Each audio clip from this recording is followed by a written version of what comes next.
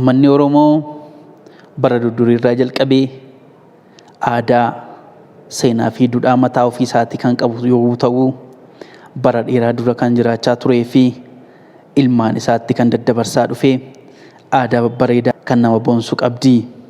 Fakkeenya yoo kaasu yoo barbaachise aadaa uffataa, aadaa nyaataa, aadaa fuudhaa fi heerumaa, aadaa irreessaa, aadaa sirna ittiin bulmaataa, aadaa ateetee, aadaa sirbaa, aadaa wal dhabdee kan ittiin furanii fi kanneen biroo hedduu qabdi. Daawwattoota keenya nagaa isin gaafachuu hin daganne, bakkuma jirtanitti nageenyi keenya isin qaqqabu jecha guyyaa har'aa waa'ee uffata aadaa Oromoo irratti qopheeffanne qabna. Hamma xumura qophii keenyaatti nu hordofaa isin jenna.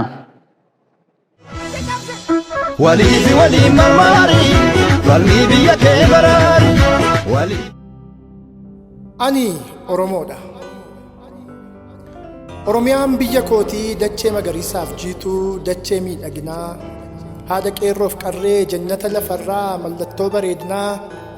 Sirratti dhalachuu kootiif garaan koo na boqotaa booneen jiraadha hogguu. Aadaa koof bareechee eenyummaa koo mul'isaa utuu hundinaa arguu. Nan deema dachee keerraa handhuura walakkaadhaa Finfinneerraa jalqabee. Si daawwadhee hin quufu dachee kee gubbaa deemee tasan beeku dadhabee. Uffata aadaa kootiin of bareechee miidhagee hoggayyuu nan argama. Eenyummaa kee ol kaasuu fi hundatti si mul'isuuf feetu nan wareegama. Insaalfadhu ofii kootti uffachuuf uffata koo uffata aadaa faayyaa. Uffata chaayinaarraa aadaa faranjootaarra kanuma koo naaf wayyaa. Eenyummaa koo miidhagee gaafan ofii koo ibsu aadaa koo guddifachaa. Eenyummaa koo dhokkatees karaa dandeettii kootii hundatti mul'ifachaa. Nan mul'isa aadaa koo uffata koo uffadhee hoggayyuutti miidhagaa. Yeroo hundaan uffadhaa uffata aadaa kootii isan naaf kenna nagaa.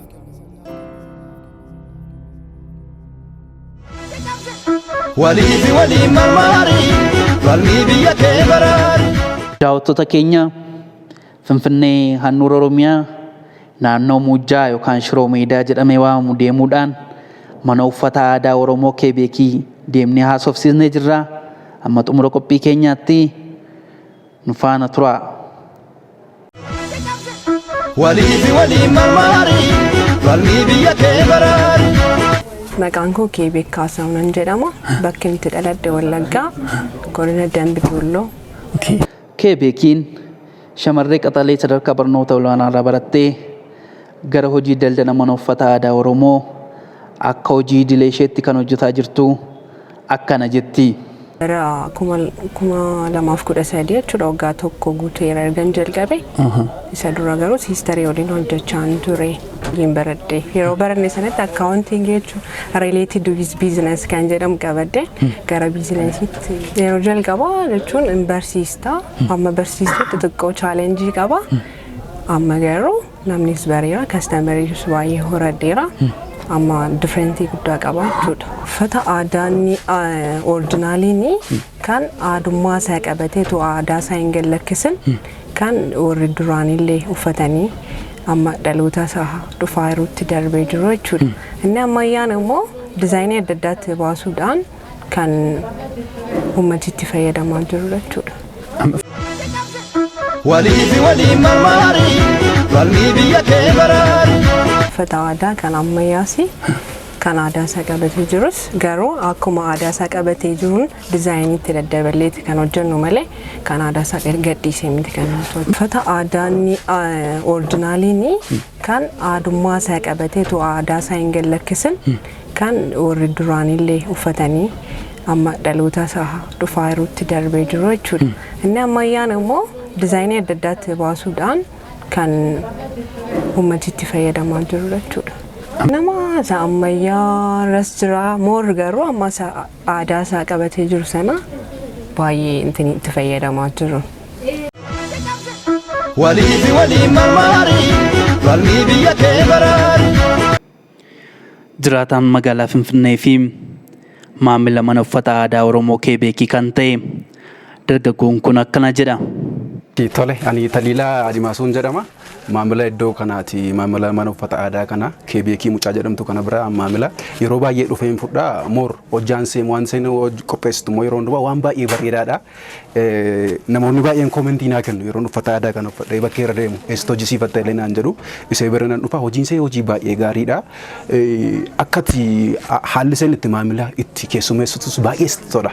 Yeroo dhaqxus keessummeessitii yeroo qaxaroodhaan yeroo maamilaa hin dabarsitu yeroo sibiilaatti yeroo kiraayis biraanan fudhaa bifa kiraayitiinis biraanan fudhaa akkasumas maatii kootiifis namoota biraadhaafis an hojjisiiseen beekaa mana kana baay'een jaalladha KBK biratti hojjisiifachuu baay'een filadhasi hojiin sees immoo hojii baay'ee si boonsuudha namoota biratti hojii baay'ee fudhatama qabudha.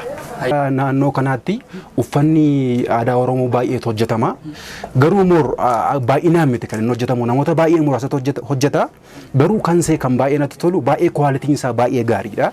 Akkuma ilaaltu amma kun qodaa paakii ta'ee seenaa laatteedha. Baay'ee qodaa namatti toludha. Yeroo hojjettu miidhagaadha qodaan see baay'ee. Maateriyaaliin sen irraa fayyadamtus illee baay'ee orijinaaliidha. Qodaa baay'ee orijinaalii ta'e irraatti kan isin qopheessitu.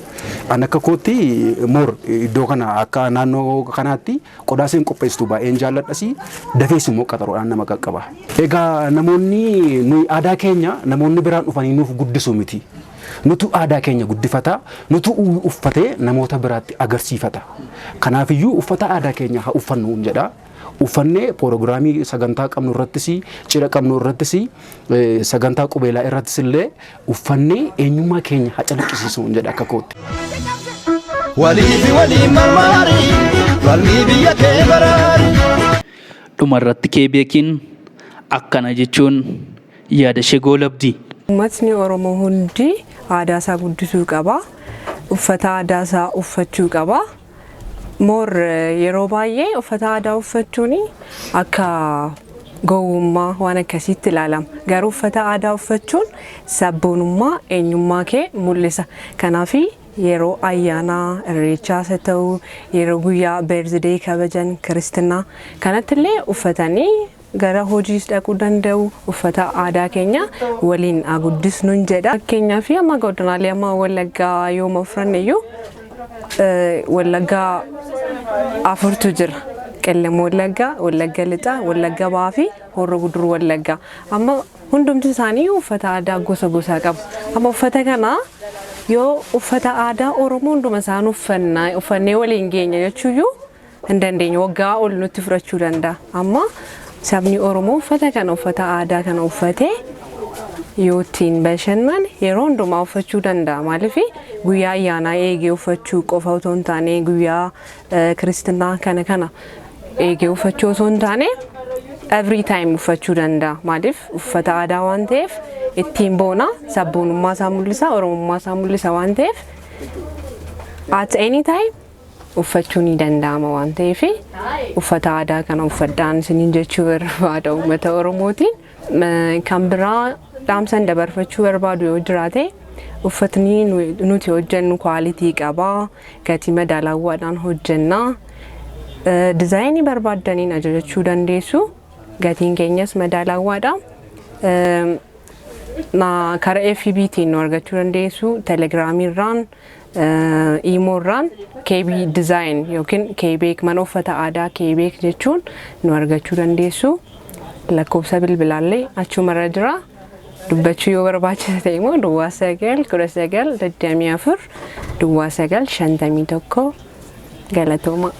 Daawwattoota keenya qophiin nuti waa'ee uffata aadaa Oromoo irratti gooneem kanumaan goolabaa torban qophii biraan hanga walitti deebinutti warra torbanii nu haa godhu jecha qopheessaan qophii kanaa Anaanduu Geetaachoo ogeessi kaameeraa Amaanuel Waaqturaa ture.